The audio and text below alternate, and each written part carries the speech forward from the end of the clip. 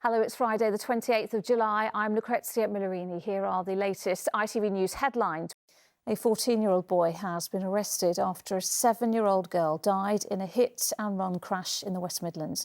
The girl died after a collision with a motorcycle in Walsall yesterday evening. So far, police haven't been able to locate the bike and have appealed for anyone with information about the crash to get in touch. The 14-year-old suspect remains in custody. NatWest has announced a surge in its profits over the first half of this year. Thanks in part to rising interest rates, the bank outperformed expectations with £3.6 billion in pre-tax earnings, up from £2.6 billion in the same period last year.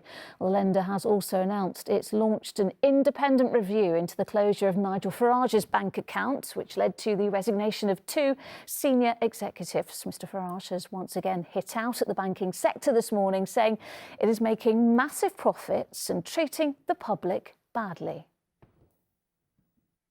A High Court judge has ruled plans to expand London's ultra-low emission zone are lawful. 5 Conservative-led councils launched legal action back in February over proposals to extend the scheme, arguing London Mayor Sadiq Khan didn't have the legal power to expand the zone. Well, the scheme is due to come into force in the new areas from the 29th of August and will see drivers of the most polluting vehicles charged £12.50 a day to use them.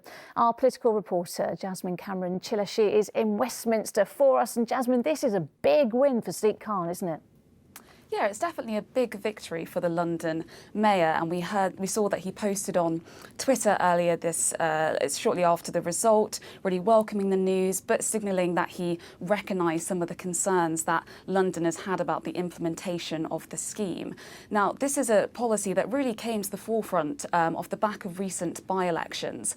The Conservatives narrowly held on to their London seat of Uxbridge and South Ruislip, largely by campaigning against the expansion of ULEZ. Now, Labour leader Sir Keir Starmer has been repeatedly asked in recent days whether he backs the policy, and he's really sidestepped on answering that question. He's urged Sadiq Khan to think about the impact that it's having on Londoners, but he's also called on the government to make it easier for people to get rid of their old cars that are more polluting. I think the big issue for Labour is the fact that the Conservatives have signalled a real willingness to water down or discard some of their green policies if they're proven to be unpopular or expensive for taxpayers. Now, I think all of this needs to be seen in the wider context of a month where we've seen record temperatures and wildfires across Europe. The scientific consensus is suggesting that the burning of fossil fuels is leading to a warming planet. And so the big question for all political parties, but especially Labour, is how they balance the need to win over the public during a cost of living crisis, but also implement some of these tricky, politically tricky green policies which are needed to adhere to the UK's commitments on tackling climate change. All right, Jasmine in Westminster, thank you. The Ministry of Defence has launched an investigation after classified emails were accidentally sent to Mali due to a typing error. The West African nation is a close ally of Russia, and only yesterday its president was shaking hands with Vladimir Putin. Well, Carrie Davis is here. And Carrie, this is a rather worrying mistake, isn't it? Lucrezia, it really is. And it all happened, as you say, because of an error in an email address. To send emails to the US military, you need to use the domain name .mil. If you miss out the I and it's .ml, that email will go to Mali. It's a large nation in West Africa, considered quite volatile and politically unstable.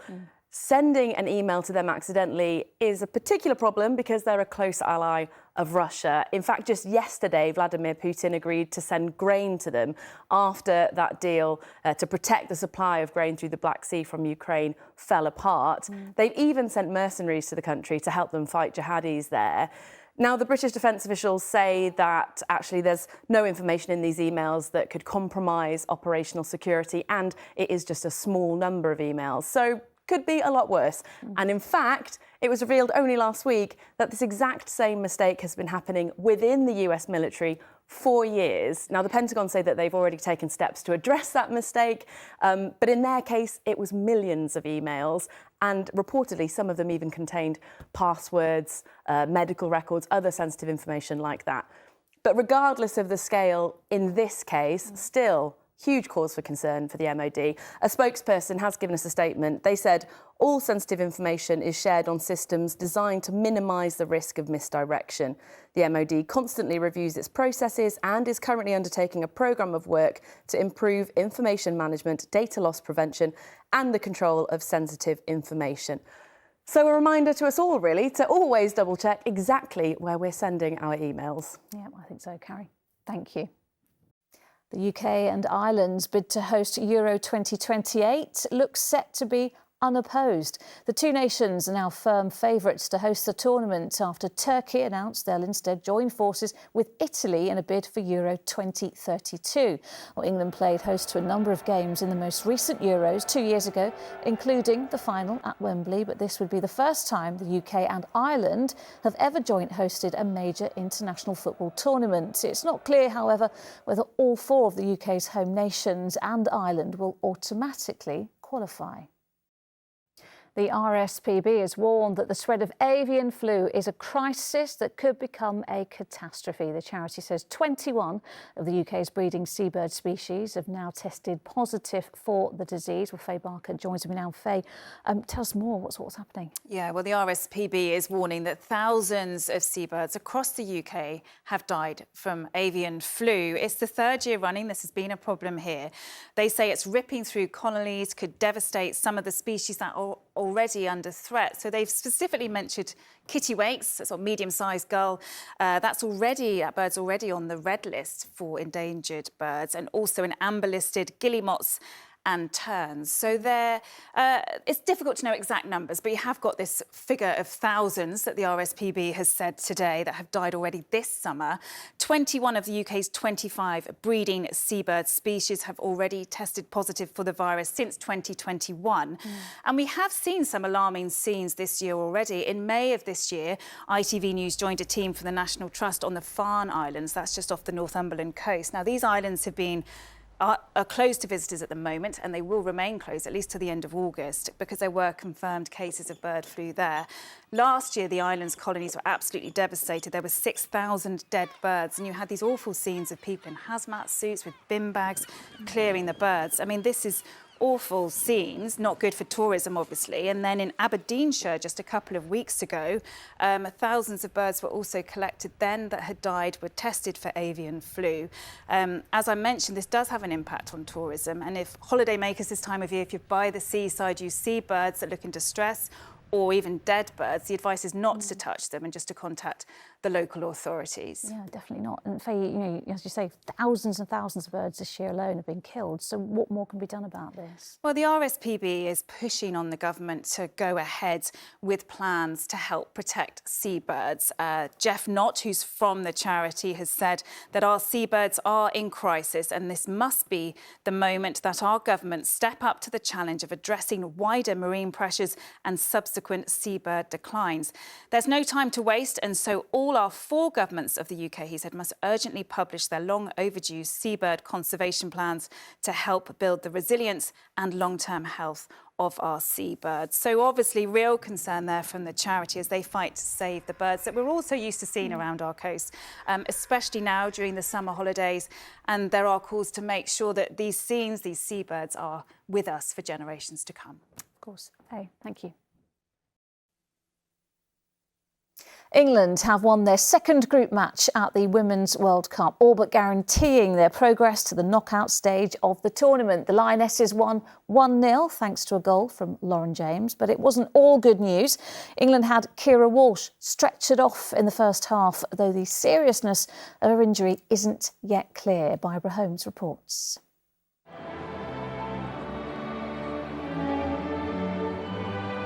After a lacklustre win over Haiti, the Lionesses had a lot to prove.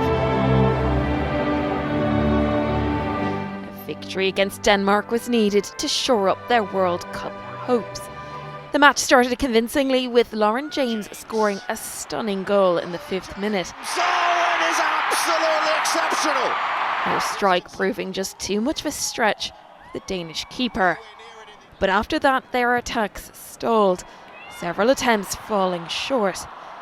However, the biggest dent to England's morale wasn't from a Danish goal, but from this injury to Keira Walsh.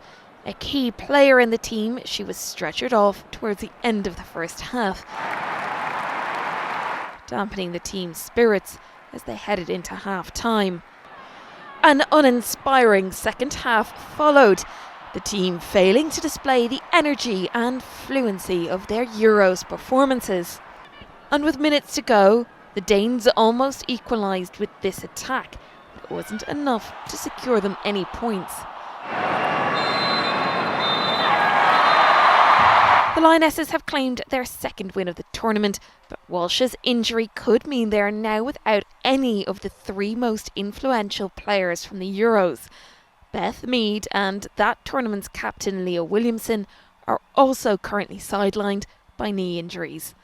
Barbara Holmes, ITV News. The result means England have a good chance of topping the group, even if they haven't hit the form they showed in last summer's Euros. That didn't mute the fans' celebrations, though. Nithya Rajan has been with a group of England supporters in Sydney. She sent this from the after-party. What a night it's been here in Sydney. What a victory from England. We knew there would be some change given Sarina Wiegman's statement earlier this morning. But of course, we saw Lauren James make that starting 11.